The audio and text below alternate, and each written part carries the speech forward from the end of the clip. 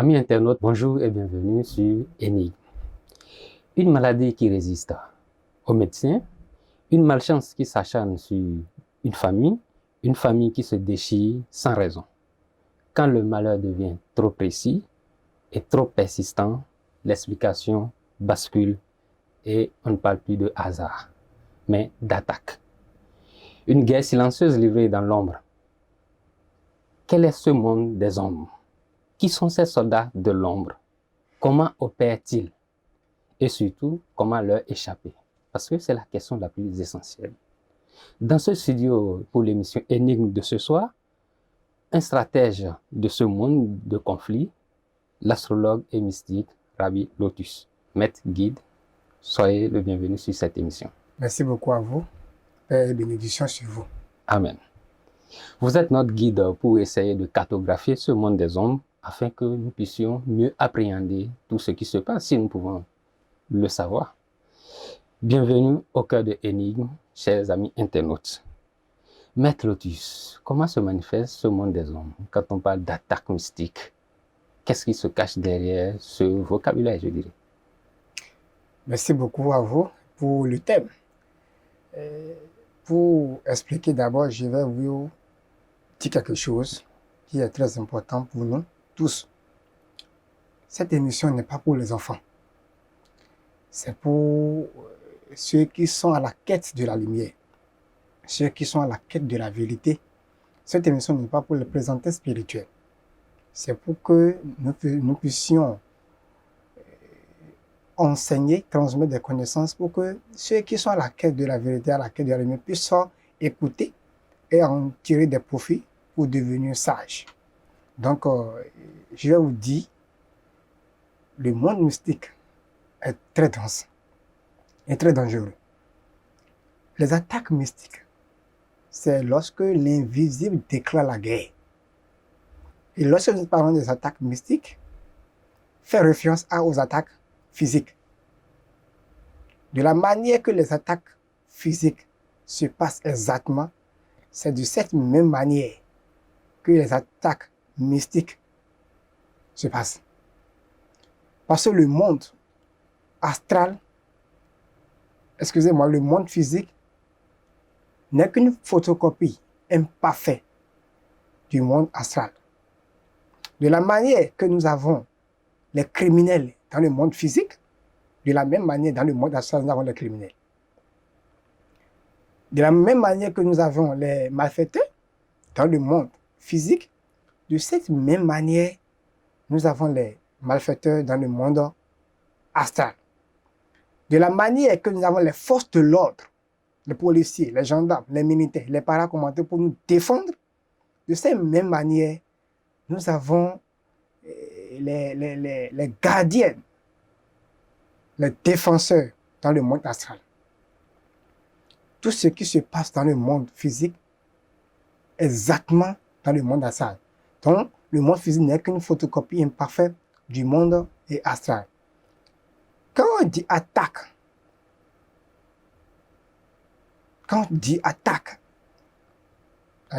c'est un combat. Mais ça devient mystique, ce qui veut dire que ce n'est plus visible. Ce n'est plus ça, c'est au-delà de visible. Ce n'est plus visible où on peut voir l'attaquant. Ça là maintenant, on ne voit plus l'attaquant. Vous comprenez? Oui. Donc, quand on dit attaque mystique, c'est lorsque l'invisible te déclare la guerre. J'ai dit. Maître Lotus, certainement les gens viennent vous voir pour des maux réels comme la dépression, parce qu'il y en a qui en souffrent, la faillite pour quelqu'un qui a un commerce et qui du jour au lendemain a tout perdu, et surtout la stérilité au niveau des couples. À quel moment précis nous basculons du domaine médical, quand je vais prendre les maladies, ou psychologique, lorsqu'il s'agit de la dépression, on bascule dans le monde de l'homme? Merci beaucoup. Et avant de développer ce thème, cette question que vous avez posée, pourquoi on t'a attaqué? C'est la question. C'est la question. Pas la jalousie, je peux t'attaquer. Parce que je suis jaloux de ce que tu fais. Tu as la capacité. Mais il faut qu'on se dise la vérité. Vous êtes un journaliste. Il y a des gens qui viennent dans votre position, mais qui n'ont pas arrivé à être là. Pas la jalousie. Parce que ce que tu fais, tu n'aimes pas, je vais t'attaquer. Je vais utiliser tous les moyens et t'attaquer. Est-ce que vous me comprenez? Mais ce qui est bon est que celui qui ne fait rien, on ne peut pas l'attaquer. C'est parce que si on t'a attaqué, c'est parce que tu fais quelque chose de bien. Et Un fou. Et qui protège alors celui Bien. Un fou, on ne peut pas attaquer un fou. Parce que lui, il ne fait rien pour quelqu'un. Donc, comment on peut attaquer un fou? On ne peut pas attaquer un fou. Vous voyez? Pas la colère, pas l'envie, pas l'orgueil. Je peux t'attaquer. Pas la haine. Je peux t'attaquer. Même si tu ne me fais rien. Parce que ce que tu fais ne me plaît pas. Je ne t'aime pas. Je vais t'attaquer. Mais la question est que celui que vous voulez attaquer, il est basé sur quoi? Il y a des gens que vous ne pouvez pas les attaquer. Parce qu'au moment où tu as pris la colère pour m'attaquer, et que l'individu est dans une position donnée, la colère que tu as pris, la jalousie, la haine que tu as pris, retourne envers toi, devient une flèche qui vient te déséquilibrer. Est-ce que vous me comprenez? Donc, parce que chacun, personne n'est, comment dirais-je, n'est simple. Tout le monde a un code. Est-ce que vous me comprenez? Le moment où on dit que cette maladie n'est plus physique, c'est devenu mystique, il y a plusieurs signes. Vous comprenez? D'abord, l'on ne peut vous attaquer par les 4 éléments, qui est la terre, le feu, l'eau, l'air. Vous savez les 4 éléments, la terre, le feu, l'eau et l'air. Oui. C'est pas ces 4 éléments qu'on peut vous attaquer, qu'on peut vous déséquilibrer. Par exemple, je veux envoûter quelqu'un par des maladies de pied, que nous appelons Tchakatou, par exemple, ou bien, oui, Tchakatou. Je vais déséquilibrer son élément terre. La terre, la chakra racine, je vais déséquilibrer cet élément pour pouvoir lui envoûter. Parce que tant que vous n'êtes pas déséquilibré, l'on ne peut pas vous envoûter, l'on ne peut pas vous attaquer. Ce sont les 4 éléments. La partie la plus difficile, à dire la plus dangereuse, si on t'a attaqué, c'est fini, c'est pas la tête. Quand un individu est déséquilibré mentalement, il devient, on dit c'est fini, tout ce qui est en lui déséquilibre. Donc, n'acceptez jamais que quelqu'un vienne vous déséquilibrer mentalement. C'est fini. Vous allez perdre l'équilibre. Est-ce que vous me comprenez? Oui. Vous avez dit qu'à quel moment on constate que cette maladie n'est plus physique, mais ça devient mystique. Oui. Lorsque on vous a attaqué et que vous commencez à souffrir des maladies spirituelles, vous allez voir un docteur, on va vous faire toutes les consultations, toutes les analyses. Vous n'allez jamais trouver la solution à votre problème. Est-ce que vous me comprenez? Parce qu'un docteur ne peut pas traiter une maladie mystique. Tout ce qu'on va vous injecter comme des perfusions, tout, vous allez vous êtes en train de souffrir, mais quand vous faites des analyses, on constate qu'il n'y a rien là. On ne trouve aucune maladie, aucune trace. Parce que ce qui est là n'est plus physique. Par exemple, la dépression, par exemple, la stérilité. Pour que quelqu'un, il y a des gens, vous allez constater qu'ils sont stériles, ils vont faire parcours de tous les médecins, on leur prescrit des comprimés, tout ça là, même malgré ça, il n'y a pas d'enfant. On les fait les échographies, là, on dit qu'il n'y a rien là, qu'on a trouvé, on n'a rien trouvé de parce qu'on l'a déséquilibré en elle, qu'elle ne peut pas concevoir. Vous me comprenez? Donc, lorsque vous allez constater que oui, ça là, c'est le plus simple, vous allez constater que tout ce que vous allez faire, comme des comprimés, des tisanes, tout, ça ne va pas marcher. Parce que c'est le monde spirituel qui est en jeu. J'ai dit. Maître Lotus, à quel moment réellement on sent que, au-delà du parcours là, que vous avez donné, que ces signes-là sont manifestes? Parce que vous avez pris la maladie ou bien la stérilité. Au niveau de la jalousie, comment cela peut se manifester? Pas la jalousie. Par exemple, j'ai dit que ce que tu fais ne me plaît pas. La position dans laquelle tu es. Pas parce que tu n'as rien fait à la personne. Mais, au fait, tu dégages un aura qui est fort plus que lui. Tu dégages un aura qui est fort, puisqu'ils ne peuvent pas t'atteindre, il va commencer par avoir des jalousies. Alors que les jalousies, c'est ce que nous appelons les fruits interdites. Lorsque je commence à développer les sentiments de jalousie envers toi, ces sentiments, ces vices-là deviennent fraîches. Vous me comprenez? Même si je ne t'attaque pas, ces flèches-là viennent vers toi. Peut commencer par te déséquilibrer. Ainsi de suite, un peu. Vous voyez? Donc, pas la jalousie. Lorsque j'ai la jalousie, par exemple, vous êtes là. Si je m'assois ici dans des positions où je dois m'asseoir, et je vous regarde parce que je suis jaloux de vous, je vais te transmettre rien que des énergies négatives. En se regardant comme ça là, je vais te transmettre rien que des négativités. Arrivé chez toi, tu vas commencer par bloquer. Tu fais une consultation, tu entends le nom de la sorcellerie. Ce n'est pas la sorcellerie, pas la jalousie. Je t'ai attaqué. Donc, soit ces vices-là viennent vers toi comme des flèches pour te déséquilibrer. Soit je me lève moi-même en chair et en os et je vais aller faire un rituel. Je peux, par exemple, puisque je connais ton nom, je prends ton nom ou bien je prends un symbole de toi, peut-être ton habit ou bien quelque chose, ou bien si je n'ai pas de...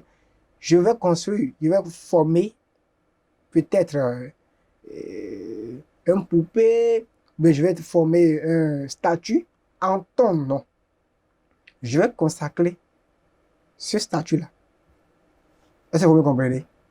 Et je vais dire à partir de ce jour, telle personne est tel statut est telle personne. Par les puissances, par les éléments que j'ai, par les rituels, je vais consacrer ce statut en ton nom. Vous comprenez? Maintenant, au cours des rituels, je vais communiquer des choses au statut-là. Je vais lui communiquer ce que je veux dans ta vie. Si je veux, par exemple, que tu fais... Bon, ça ne va jamais arriver, hein, puisque vous n'aurez jamais ça. Inch'Allah. Si je veux que l'individu fasse l'accident de circulation, au cours du rituel là, je dis à tel statut qu'il va faire l'accident de circulation. Et je peux prendre maintenant ce statut, aller déposer sur un carrefour ou bien sur un chemin pour que les voitures puissent passer là-dessus. Vous comprenez? Parce que puisque tu n'es pas protégé spirituellement, puisque tu n'es pas bien fort spirituellement, si je fais ça, je vais déséquilibrer ce qui est en toi. Tu reçois ces charges-là. Et en ce moment, lorsque toi-même tu vas prendre la circulation, tu vas faire de l'accident. Vous comprenez? Donc, c'est pas que je dis que l'on ne peut vous attaquer que par les 4 éléments. Parce qu'il y a des esprits qui sont dans le monde astral qui veulent servir des gens. Il est là, lui, il veut détruire. Parce que plus lui, il est en train de détruire, plus lui, il est en train d'évoluer. Donc, il y a des esprits qui sont là, qui sont prêts à servir des gens pour la jalousie, pour la haine, pour la colère, pour le vol, pour le mensonge, tout ça là. Ils sont prêts à accomplir cette mission que vous allez les confier. Donc, une fois que je fais le rituel, je fais appel à ces esprits-là, malveillants, pour venir accomplir la mission. Peut-être pas la jalousie. Je vais former ce que nous appelons l'illusion. Lorsque tu prends le chemin, je vais rester ici, je vais commettre, puisque j'ai commandé à un esprit là, l'esprit va provoquer peut-être un accident de circulation à une autre personne. Et bizarrement, toi, au moment où l'individu est en train de faire l'accident de circulation, toi-même, tu seras présent sur les lieux. Pas forcément toi, mais tu seras présent. Et peut-être tu vas entendre, bah, cela va bouger en toi quelque chose. Tu vas déséquilibrer quelque chose en toi. Des fois, lorsque nous sommes en circulation, on entend, bah, on dit, comment dire, on dit. On est secoué un peu. Et rapidement, on regarde derrière. En ce moment, par ces mouvements, je vais te déséquilibrer. afin que le message que je vous fais passer puisse rentrer. Est-ce que vous me comprenez? Donc, pas la jalousie, pas la haine, pas la colère, nous pouvons créer tout ça là. Maître, souvent, quand on parle des attaques mystiques, il y a un triangle qu'on ressort, on dit médecin, pasteur. Ça veut dire médecin, ça c'est le premier. Après, on passe au pasteur ou bien aux imams et troisièmement, aux guérisseurs. Vous, en tant que guide spirituel, à quel niveau de cette trilogie-là vous intervenez? Vraiment, vous voyez, et lorsqu'on dit un guide, un maître ou bien un mage, ce sont les défenseurs. C'est les mages, les maîtres, ils sont censés à protéger les faibles. Est-ce que vous me comprenez? Leur rôle, c'est de protéger les faibles et de maintenir l'ordre. Lorsque quelqu'un est attaqué, tu viens t'imposer. Parce que tu es là pour servir. Regardez les forces de l'ordre, les militaires. Ils assurent notre sécurité. Ils nous protègent. Lorsqu'il y a la guerre, est-ce que nous-mêmes on peut aller à la guerre? Ce sont les militaires qui vont aller à la guerre, même jusqu'à mourir à la guerre, se sacrifier à nous. Les rôles que jouent les policiers, ce sont les mêmes rôles que jouent les guides, les maîtres, les mages, tout ça là, les pasteurs, tout ça là. C'est pour défendre les faibles, protéger les, pour que ceux qui seront attaqués, parce que nous serons toujours attaqués. On sait que nous serons attaqués. On sait que la guerre va venir. C'est pour ça qu'on prépare les militaires, tout ça là. Vous comprenez? Et les militaires ont les armes nécessaires, les matériels qu'ils doivent utiliser pour pouvoir combattre ce qui va venir. C'est de cette même manière, les pasteurs, les imams, tout ça là, ils sont formés pour ça, pour défendre les faibles, s'opposer à l'injustice. Est-ce que vous comprenez? Même si l'individu est pauvre, ils sont là pour pouvoir s'opposer à ça, les protéger contre toutes les attaques, les guider, les monter les chemins. Ce sont les rôles d'un comment dirais-je, d'un guide, d'un maître.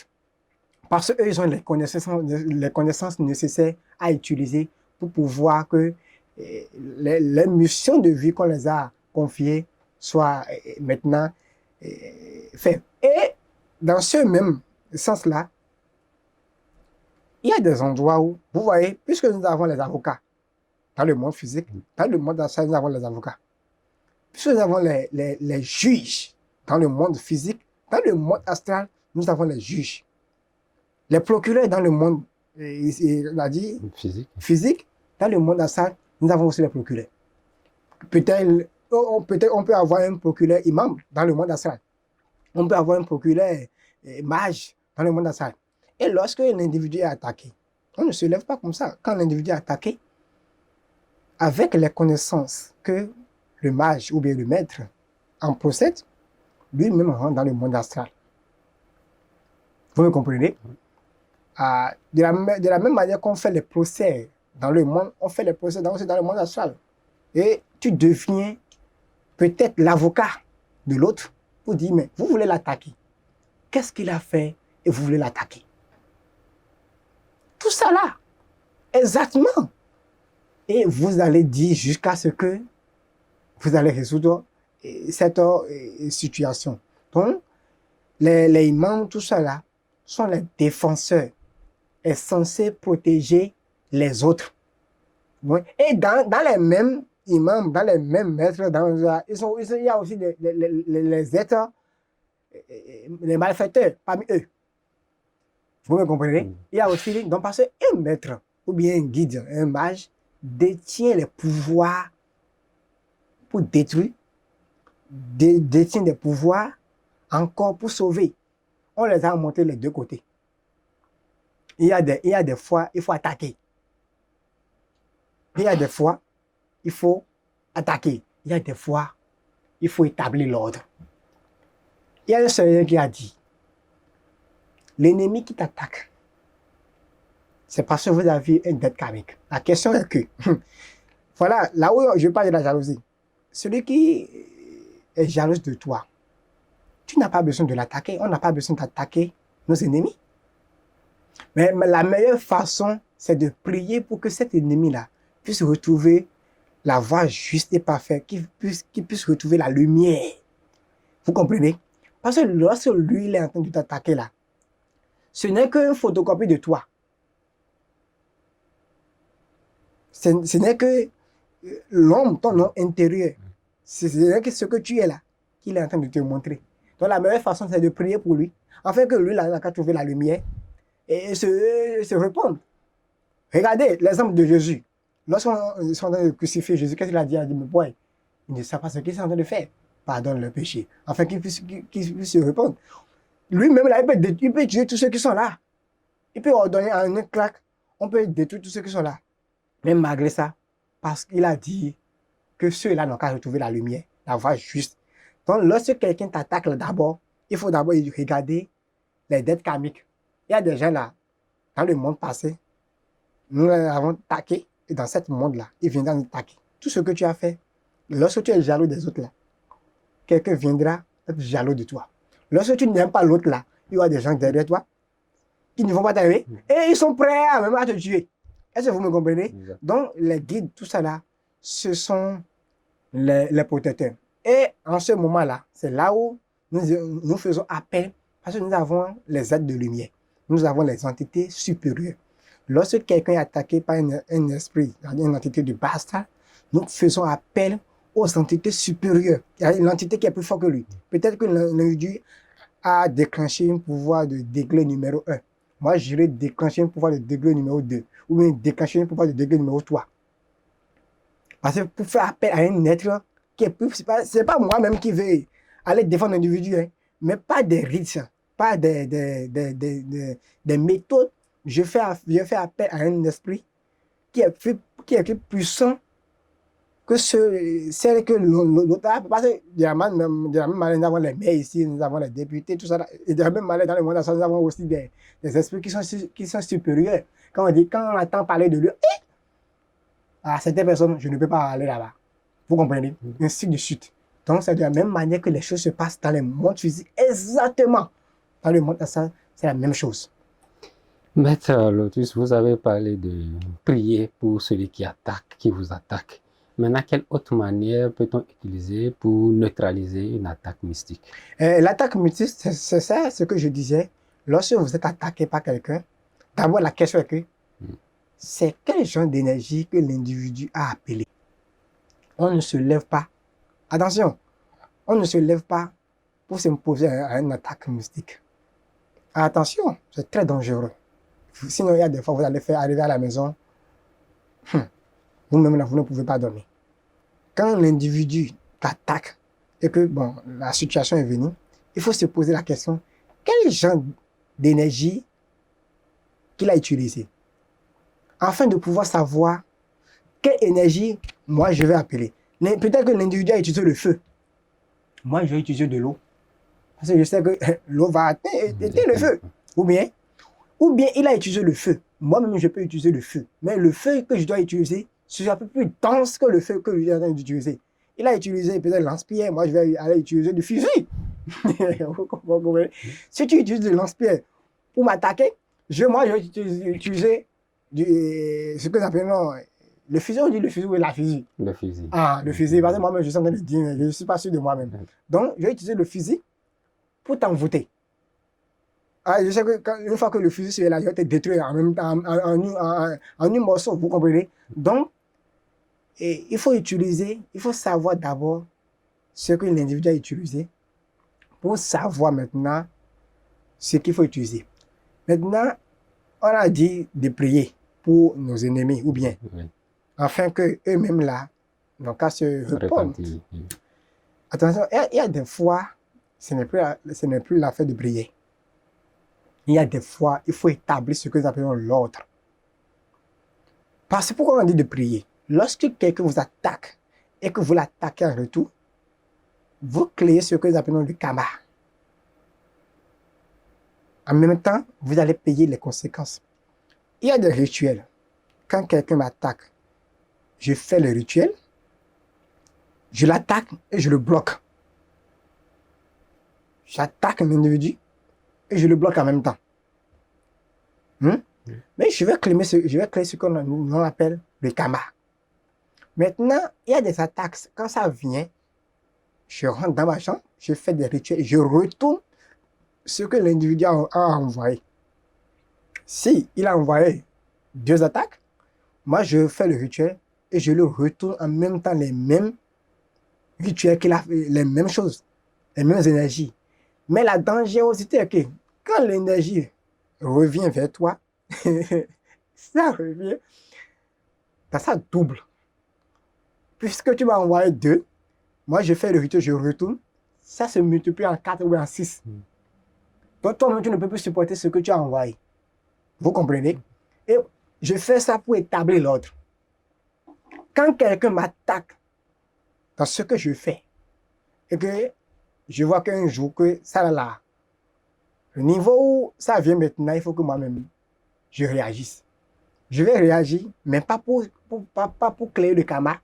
Je vais réagir, je vais le retenir tout ce qui m'a envoyé. Mais bien avant que je vais faire ça, je dois d'abord me mettre sous l'autorisation des êtres de lumière. Parce qu'un jour, l'acte que vous avez posé aujourd'hui, un jour, on va vous poser la question. Quel est votre avocat, quel est votre, avocat qui va vous défendre dans le monde astral? Mais lorsque vous voulez faire quelque chose, et par exemple, je dis, ou bien je me mets sous l'autorisation de mes aînés, c'est-à-dire ceux qui ont déjà fait ce que je fais bien avant moi, le jour où on va venir me poser des questions, me juger, ce sont ces aînés-là qui vont venir me défendre. Non, en ce moment, il doit faire ce qu'il a fait. Parce que si on ne laisse... Bon, quelqu'un veut me tuer, et un jour, il veut me tuer. Un jour, si tu ne réagis pas, il va te tuer. Écoutez-moi très bien. Le travail que tu fais, celui qui va attaquer à ton travail là, faut établir l'ordre. Parce que c'est ce travail qui te donne à manger, qui nourrit tes enfants, même beaucoup de personnes.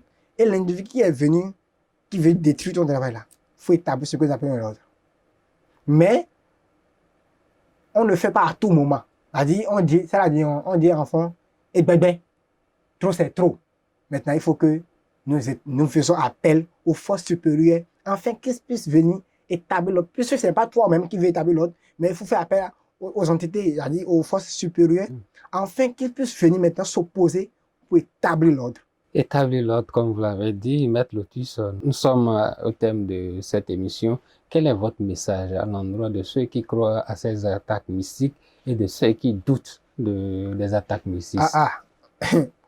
On ne peut pas se douter des attaques mystiques. Non. Là, en fait, doute là, il faut qu'on laisse quelque part. Quand on dit ce que tu n'as jamais vu, un jour là, lorsque tu vas rencontrer, pas parce que je ne connais pas, ne veut pas dire que ça n'existe pas. Peut-être que ceux qui vont t'attaquer ne se... et comment dire,